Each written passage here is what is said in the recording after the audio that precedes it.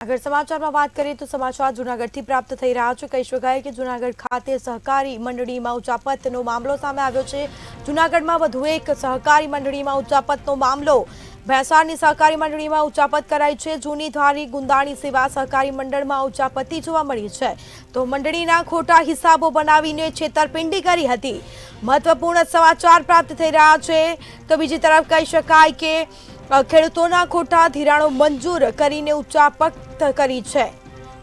તો કાગળ અને જમીનગીરી સાથે ચેડા કર્યા હતા। મંત્રી, પૂર્વ પ્રમુખ, પૂર્વ મેનેજર સામે પોલીસ ફરિયાદ દાખલ કરાઈ છે। ભેંસાણ પોલીસે આ મામલે વધુ કાર્યવાહી હાથ ધરી છે।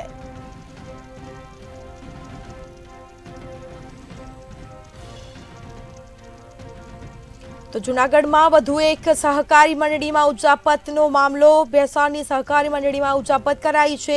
મંડળીના ખોટા હિસાબો બનાવીને છેતરપિંડી કરવામાં આવી છે। જેમાં મંત્રી, પૂર્વ પ્રમુખ, પૂર્વ મેનેજર સામે પોલીસ ફરિયાદ દાખલ કરાઈ છે અને આ મામલે વધુ કાર્યવાહી હાથ ધરાઈ છે। પોલીસે વધુ તપાસ હાથ ધરી છે।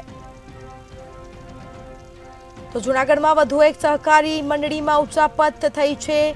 પોલીસ ફરિયાદ દાખલ કરાઈ છે। જૂની ધારી ગુંદાણી સેવા સહકારી મંડળીમાં ઉચાપત થઈ છે અને જેને લઈને લોકોમાં પણ ભારે રોષ જોવા મળ્યો છે। તો સહકારી મંડળી આગળ લોકોના ટોળા પણ એકઠા થયા છે, વિરોધ પ્રદર્શન કરી રહ્યા છે।